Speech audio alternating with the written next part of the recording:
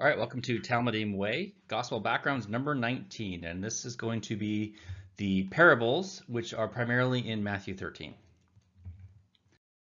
Again, we always want to start with Acts 17:11, and this is where the Bereans received the word with all eagerness, but they went back to the scriptures. They always checked everything and validated against the scriptures to determine what was true.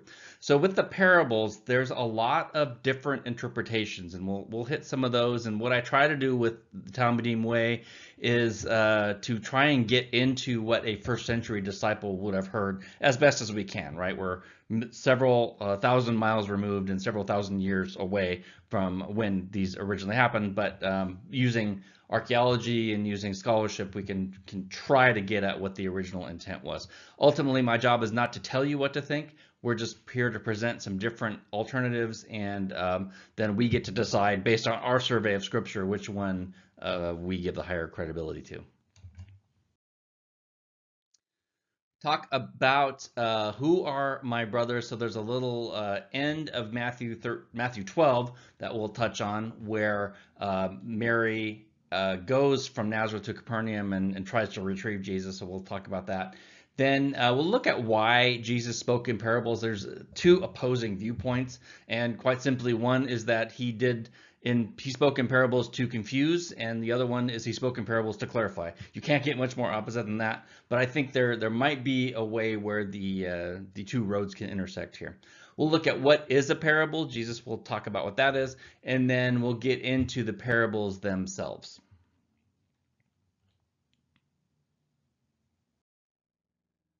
So we are fairly well planted here at Capernaum for now. We're going to start with the story of Mary making the trip from Nazareth, which is down here. They will come up through this ridge here and then through the Arbel Pass and then along the Sea of Galilee to Capernaum.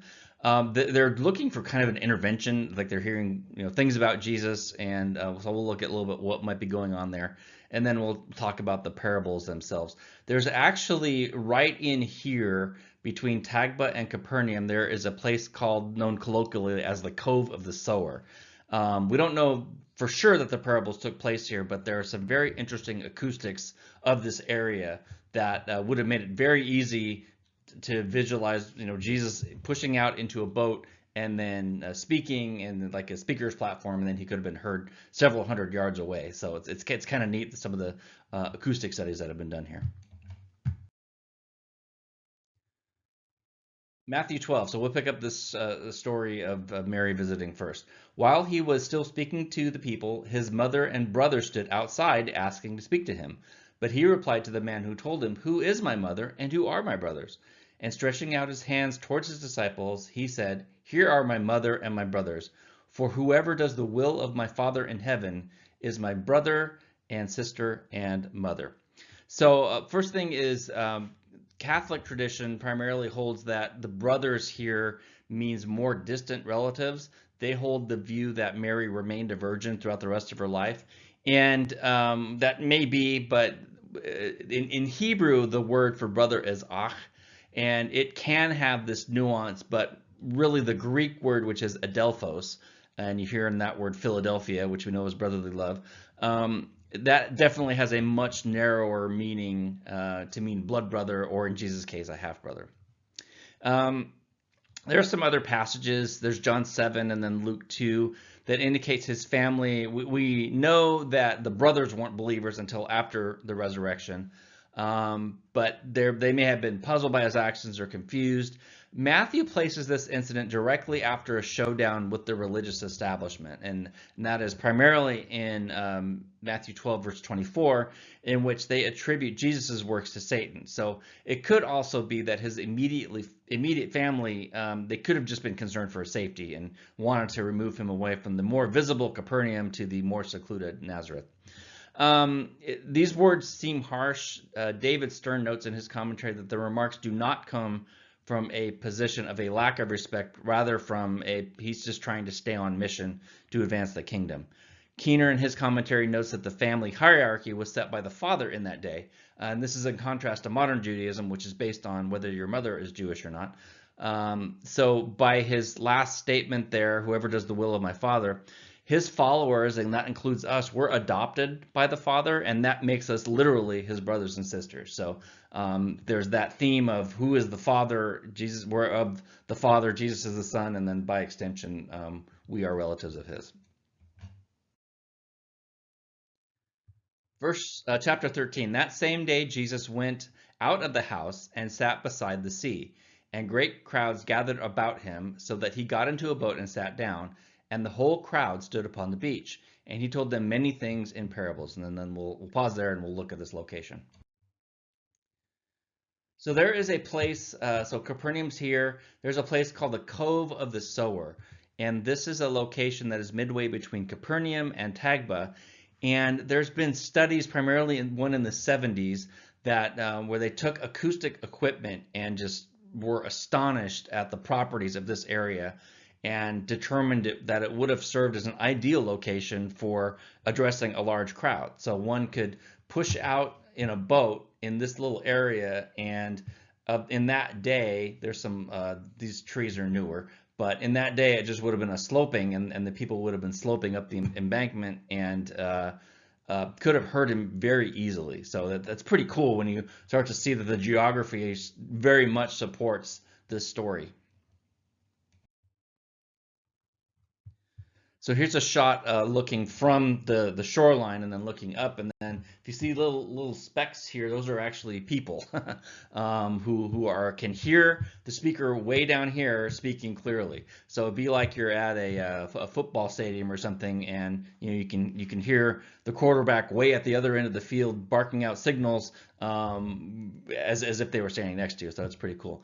Kobe Chrysler is the acoustics expert that did this back in the 70s. He determined that at a minimum 5,000 people could fit in this area, and that's just below the road. So there's a road that runs right here. So this area could hold 5,000 people. We'll see it better on the next picture. And then Dr. Bolin notes that in numerous personal experiences, we have been able to communicate easily from the shoreline with students scattered all above the top of the cove and to the top of the slope, really as far as you can see. So there's this telephone pole here, and I'm going to show you on the next picture. It's going to be taken from that telephone pole looking down towards the shoreline.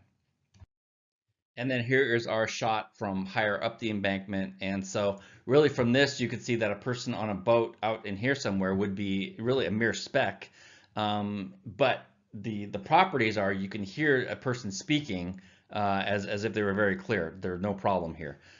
So these are the rocks that we saw in the previous picture that looked like they were pretty far away. So this was taken in 1993, and one of the other pictures showed there's now a grove of olive trees here. So unfortunately, we can't go there today to reenact the scene because the olive trees, well, first of all, it's private property.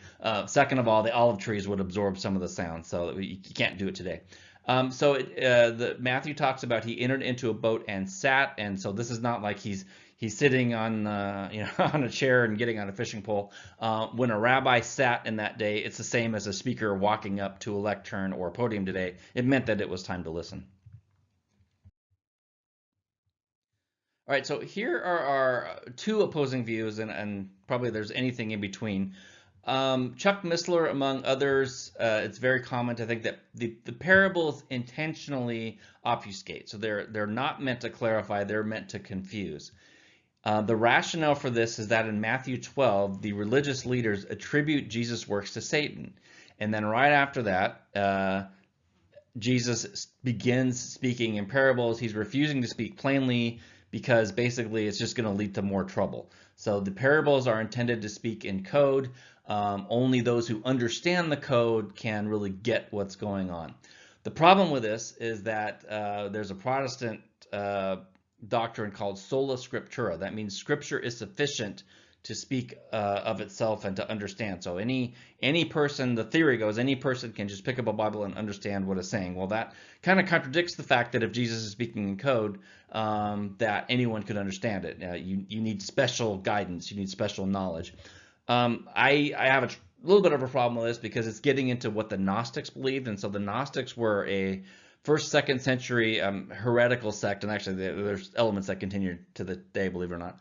But they felt that only with special knowledge could one truly understand. And so it's sort of like Scientology, right? You have to advance in the church of Scientology, and then you raise up your degrees, and then only once you've attained a certain level of sophistication can you understand what's going on. So I know that's not what our teachers mean when they think this, but I think if you carry it to its extension, we have some problems with that.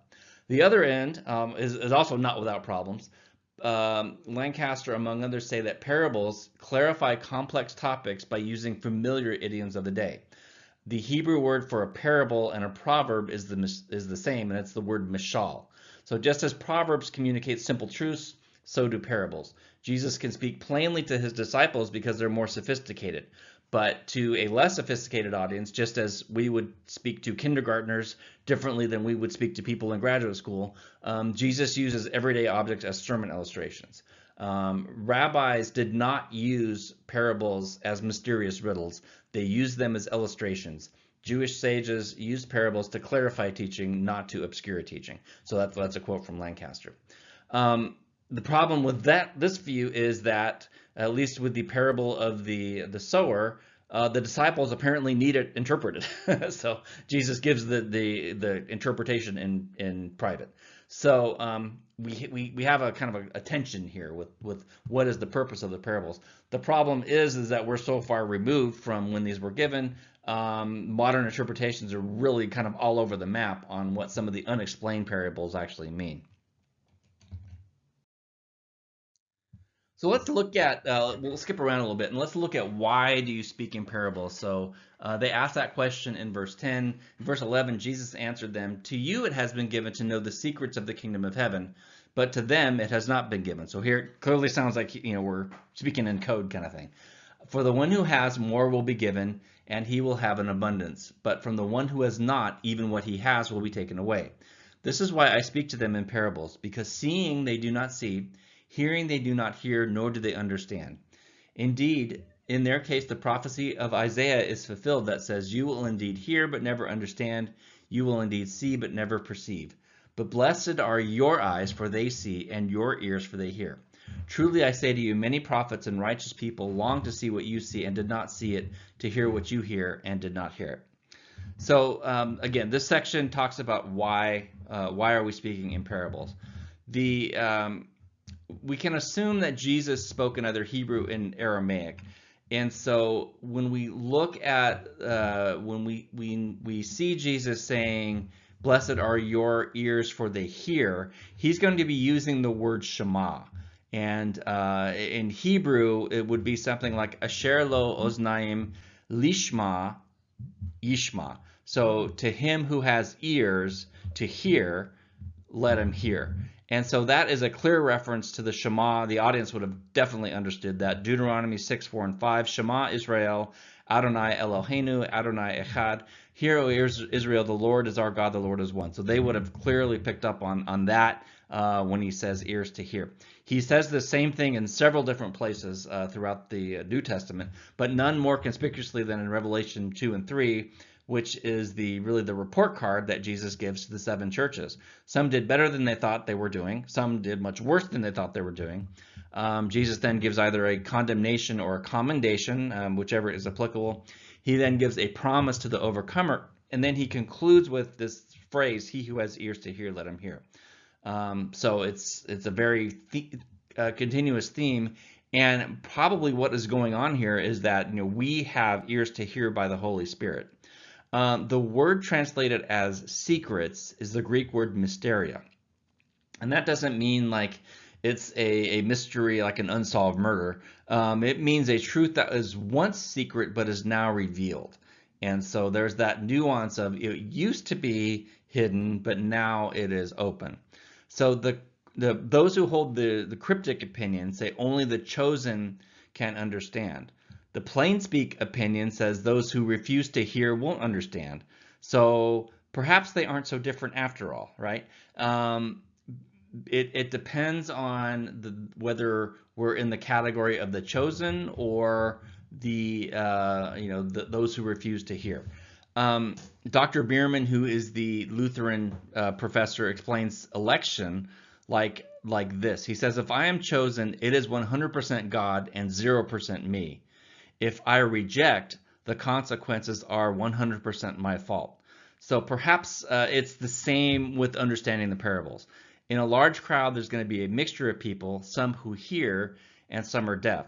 So it's maybe not that Jesus is speaking in code, but maybe it's the other side of the same coin.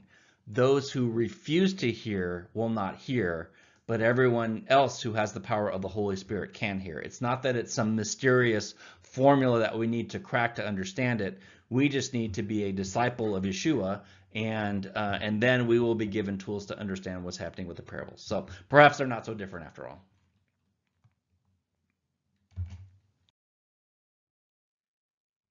Back to the beginning of the chapter, and he told them many things in parables, saying, a sower went out to sow, and as he sowed, some seeds fell along the path, and the birds came and devoured them. Other seeds fell upon the rocky ground where they did not have much soil. Immediately they sprang up, since they had no depth of soil. And then Mark uses the term moisture. They had no moisture instead of, he doesn't use the word soil. But when the sun arose, they were scorched, and since they had no root, they withered away. Other seeds fell among thorns, and the thorns grew up and choked them. Other seeds fell on good soil and produced grain, some 100-fold, some 60, and some 30. And then Mark in his version says only 100-fold. And then he who has ears to hear, let him hear. I usually will present the parallel passages, so this also occurs in Luke 4 and Mark 4. But since these are roughly identical, I only have the one passage here. One interesting note that Lancaster made is that the disciples, well, maybe all except for one, were safely in that fourth soil category. They were the good soil and then producing grain. But the larger audience would have actually had a mix of all four soil types. Everyone who hears about Jesus, we're in one of these four categories. And then Jesus himself will actually unpack what this parable means a little bit later. All right, the birds of the air came and devoured them. So again, since Jesus elaborates on this particular parable later in Matthew 13, we'll go ahead and go along with what he's saying. When anyone hears the word of the kingdom and does not understand it, the evil one comes and snatches away what has been sown in his heart. This is what was sown along the path. So note here the birds of the air. In this parable, it clearly represents Satan. We'll see this again in the parable of the mustard seed, where the birds of the air are going to land or nest in the mustard seeds, the tree's branches. And so the question there is, okay, does it mean birds of the air is Satan again, or does it mean something else? So we'll keep just kind of tuck this away, put a pin in it, and then we'll come back to it. Others fell on rocky places that did not have much soil. So the land there in Israel is very rocky. So Dr. Bolin notes the first task of any farmer would be to clear the field of stones. And they actually have to repeat this every year at the time of plowing. So as far as the interpretation, as for what was sown on rocky ground, this is the one who hears the word and immediately receives it with joy, yet he has no root in himself. He endures for a while, but when tribulation or persecution arises, he immediately falls away. So very clearly, someone who immediately receives it, but then doesn't have any lasting roots because of the poor soil, and it just kind of falls away. Others fell among thorns, and the thorns grew up and choked them. And again, this is another parable that we'll talk about with the wheat and the tares too. The interpretation here, for what was sown among thorns, this is the one who hears the word, but the cares of this world and the deceitfulness of riches choke the word, and it proves unfruitful. So this is someone who wants to do good, but then they just can't. They still have one foot in the world, and they just can't let go of won't let go of past sins or habits or something, and they just can't give their life over to God completely. As for what was sown on good soil, this is the one who hears the word, understands it. He indeed bears fruit and yields, in one case 100-fold, in another case 60-fold, and another 30-fold. Keener notes that actually a tenfold return would have been considered good in that day. So even a 30-fold would have been tremendous. So imagine what, a 100-fold would have been like off the charts amazing. So this is the plain that is in the area of the Cove of the Sower. And you can see today very much heavy agriculture. It's great soil along that part of the Sea of Galilee. So again, clearly Jesus is using the familiar idioms of agriculture of his day to communicate these kingdom parables. And then we get to a parable that is not in Matthew, but it's in Mark and Luke. And then and we'll read the Mark version. And then he said to them, "Is a lamp brought in to be put under a basket or under a bed and not on a stand? For nothing that is hidden except to be made manifest, nor nothing is secret except to come to light. If anyone has ears to hear, let him hear." And he said to them, "Pay attention what you hear. What with the measure you use, it will be measured to you, and still more it will be added to you. For to the one who has, more will be given, and from the one who has not, even what he has will be taken away." So again, probably because this is very similar to the passage in the Sermon on the Mount, that could be why Matthew didn't include that here. I'll go ahead and just so Lancaster in his commentary has a bunch of explanation, and then he kind of concludes with the overall thought. So in the interest of time, and also because this one's fairly straightforward because we talked about it in the Sermon on the Mount, what you see on the bottom is Lancaster's interpretation. A disciple who does not transmit the teaching of his rabbi is not fulfilling his purpose and has become useless. And we talked about that with the city on the hill is made to shine and not to be put under a bushel, kind of thing.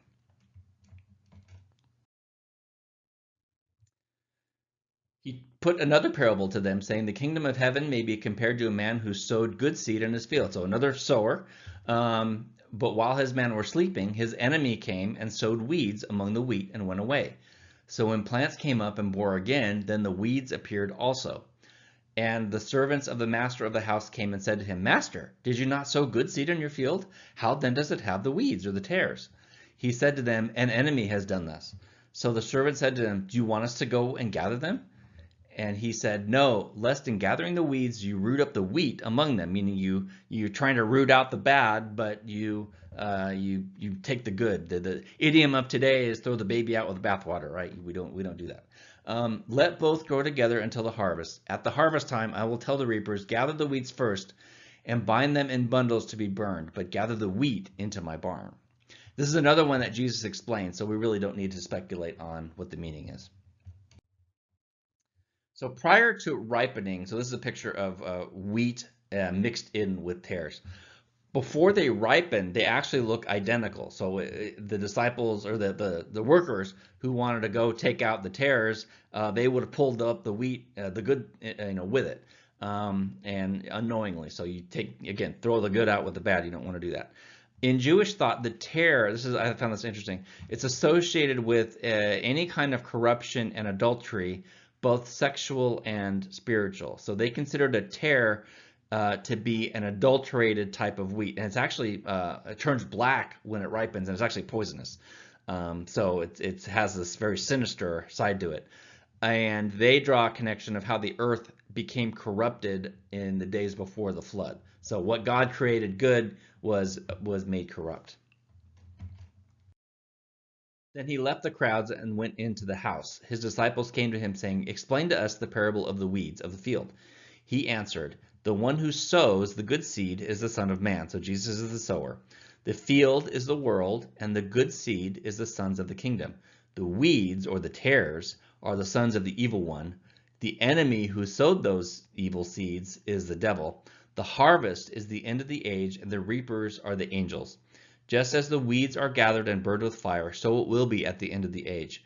The Son of Man will send his angels, and they will gather out of his kingdom all causes of sin and lawbreakers, and throw them into the fiery furnace. In that place there will be weeping and gnashing of teeth. The righteous will shine like the sun in the kingdom of their Father. He who has ears to hear, let him hear."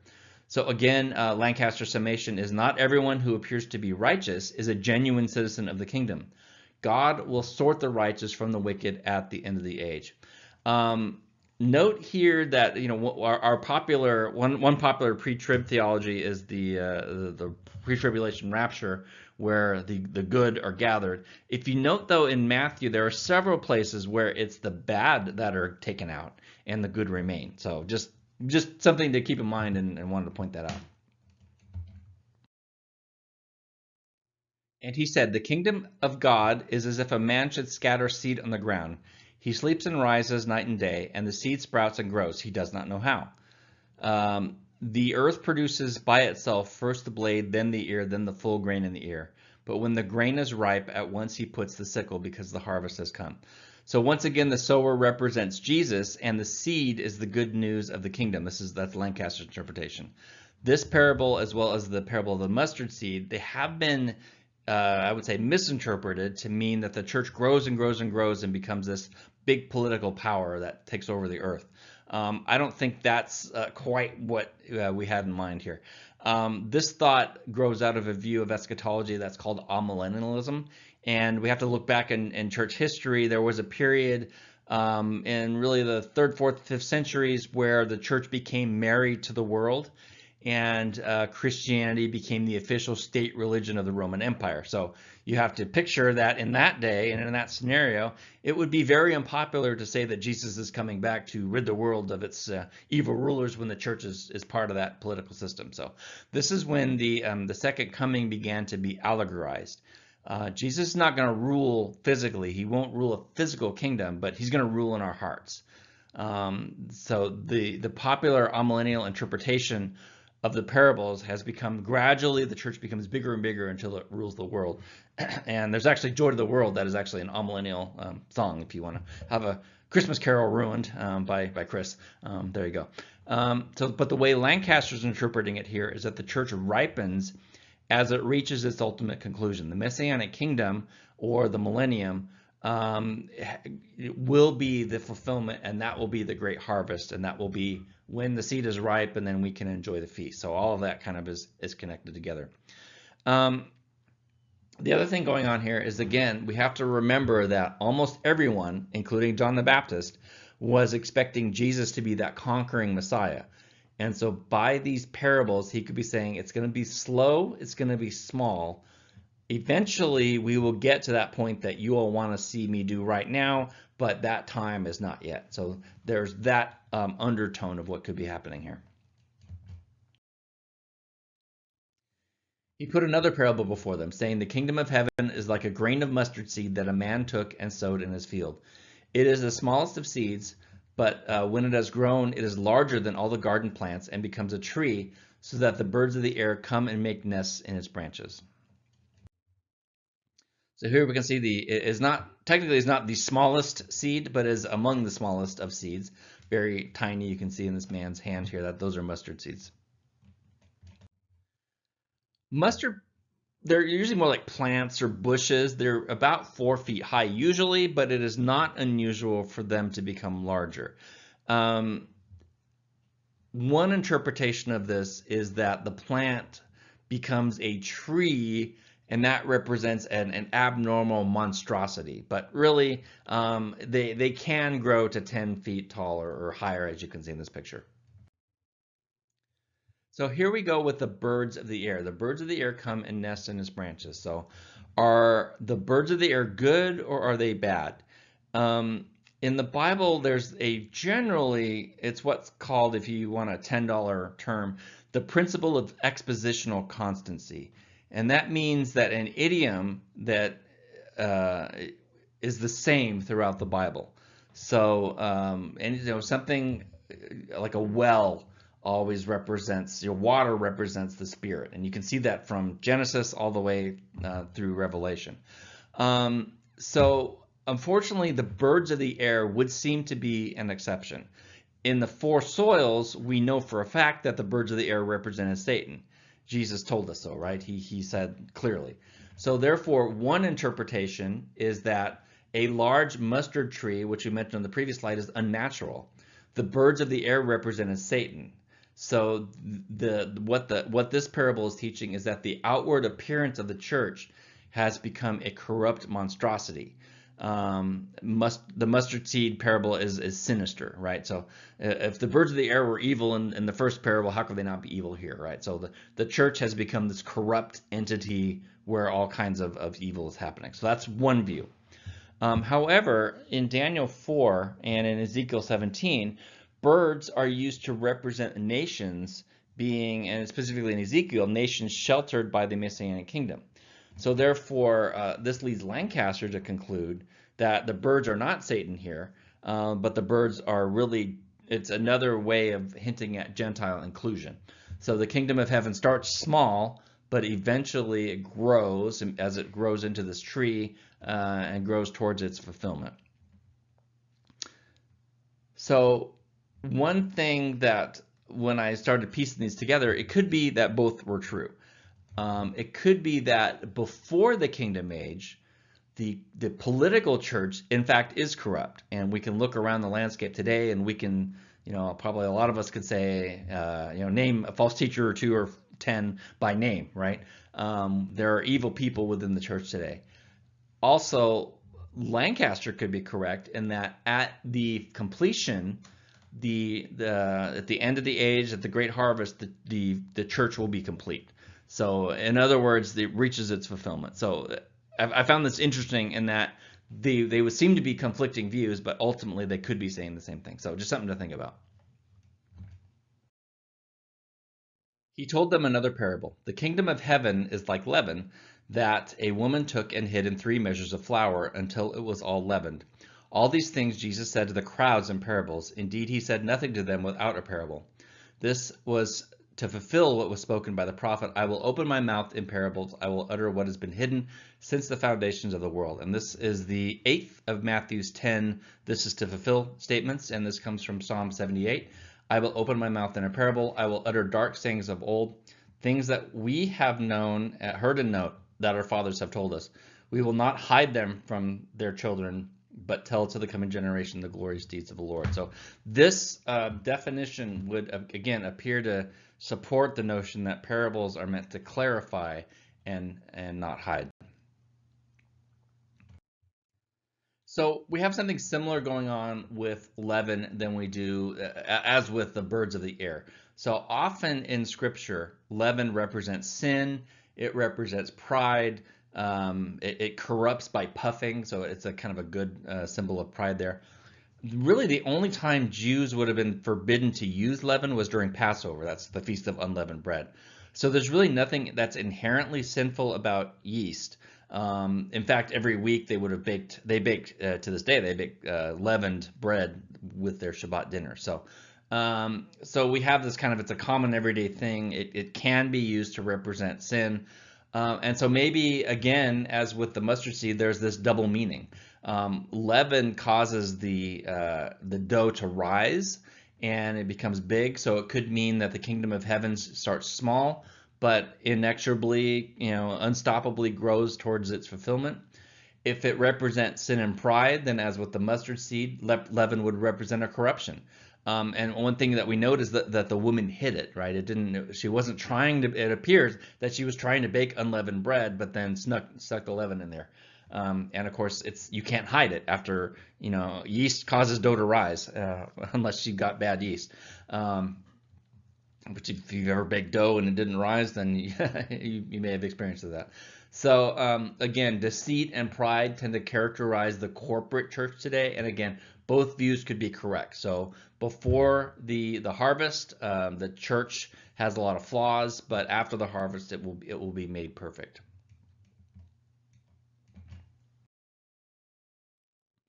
We'll go kind of rapid fire through the last few. The kingdom of heaven is like a treasure hidden in a field which a man found and covered up. Then in his joy, he goes and sells all that he has and buys that field. This one's fairly straightforward. So from the moment we accept Jesus, our priorities should change. The value of the kingdom outweighs the value of this age. So as Lancaster says, we should forsake the values of this age to attain the kingdom. I picked up here, the next one's going to be the pearl. In this parable, the man found something that he wasn't looking for. And in the next parable with the pearl, the man was looking for a pearl. So I draw that contrast between the two. Again, the kingdom of heaven is like a merchant in search of fine pearls, who on finding one pearl of great value went and sold all that he had and bought it. So the treasure in the field, it may speak of grace, finding something we don't deserve. So early on, maybe even before we accepted Jesus, Jesus sought us out, and we found a treasure that we didn't even know we were looking for. As we grow, we shift our priorities. God gives us wisdom to seek things of greater and greater value, which is why you're all watching this video, and which is why our men's group meets on Sundays at 7 in the morning. We're seeking something more than what the world says that we should be seeking. There is a comment that oysters are non-kosher. So Mistler points out Jewish merchants would have trafficked in pearls, but they wouldn't necessarily have attached any significance the way that Gentiles do. So in other words, there could be a hint of Gentile inclusion in the kingdom here going on. But in any case, it again speaks of the value of the kingdom outweighing the value of this world. So we forsake what what the world says we should be seeking, and when we sell everything to advance our participation in the kingdom. Again, the kingdom of heaven is like a net that was thrown into the sea and gathered fish of every kind. When it was full, men drew it ashore and sat down and sorted the good into containers, but threw away the bad. So it will be at the end of the age. The angels will come out and separate the evil from the righteous and throw them into the fiery furnace. In that place there will be weeping and gnashing of teeth. So again, look, we had agriculture idioms, we had field idioms, and now we've got a fish idiom. So again, his audience would have been very familiar with all of this context. I was kind of thinking that maybe if Jesus were speaking today, it would be the kingdom of heaven is like a man who opened his email and found a kind note from an old friend, along with an email with a Nigerian print scam or something like that, right? So the good emails will be saved while the scam emails will be recorded and deleted. So again, it's just idioms of the day that he was used. There are catfish in the Sea of Galilee, which are not kosher because to be a clean kosher fish, a fish must have both fins and scales. So catfish, lobsters, oysters, shrimp, all of that types of seafood are unclean because they don't have both fins and scales. But if you had a huge dragnet, which we talked about that in the Capernaum video, and you can see it on the picture here, you wouldn't just stop fishing if you had a catfish caught in your net and you weren't interested in selling a catfish. You would let it go, let it play out, and then in the morning you'd haul the nets in, and then you would offer the clean fish for sale, and you would either throw the catfish back or kill them or whatever you did with unclean fish. So again, very similar here to the wheat and the tares. Not everyone who claims to be a son of the kingdom is actually a son of the kingdom. Our job is to be discerning, but ultimately God is going to do the sorting. And so when I took all of these in total, this led me to believe that maybe the people who say the mustard and the leaven represent sinister things, and then those who say the mustard and the leaven represent church growing and becoming bigger, maybe they're both right. And maybe it just depends on your perspective. So there are going to be evil people and imposters in infiltrating the church. God's going to take care of those at the harvest. But ultimately, after the harvest, when we have enter into the millennial kingdom, everything will be made right and pure. Have you understood all these things? And they said to him, yes. And boy, don't you wish someone in the crowd would have said, no, please explain the others. We still need clarification here. It appears Jesus was speaking to the crowd here, and they all said that they understood. So again, were parables meant to confuse, or were they meant to clarify? It appears that the people understood what Jesus was talking about. And he said to them, therefore, every scribe who has been trained for the kingdom of heaven is like a master of a house, and he brings out of his treasure what is new and what is old. When Jesus finished these parables, he went away from there. So as we've discussed, the new does not replace the old. Christianity could not have been in view here. Some people say this is like the new replacing the old. I don't get that. First of all, Christianity didn't exist yet, and we talked about this in lesson 13 when we hit on the new wineskin. So Jesus is taking the old, which is the cultural Judaism of his day, and he's redefining it into, he's making it right, correctly interpreting, coming to fulfill. So that is it for the parables. We touched on really the application and interpretation as we went through each parable, so won't have a whole lot to say here other than we want to be those who have ears to hear, and we want to be the soil that produces 100-fold return for the kingdom. And oftentimes that means forsaking what the world is trying to sell us or what the world's offering us. Again, we do that in part by meeting every Sunday, by studying this passage and being more diligent about reading the Gospels when we could be playing golf or doing other things. Not that those other things are bad, but we are setting our eyes on a higher prize, on a kingdom prize. Next lesson, we will venture to the other side of the Sea of Galilee, where Jesus will deal with all of those demonic forces head on, and we'll see a number of these healings, the calming of the storm, the casting out of legion. There's some interesting things going on there. So as we close out this lesson, again, what Dr. Bierman said is kind of staying with me. We can't take pride if we're among the good soil, or if we're among those who have ears. That is nothing that we did, right? Jesus did all of that. So let's take a moment and reflect on all of our blessings that Jesus gives us. And I pray that God continues to bless our time together, and we will catch you on the next video.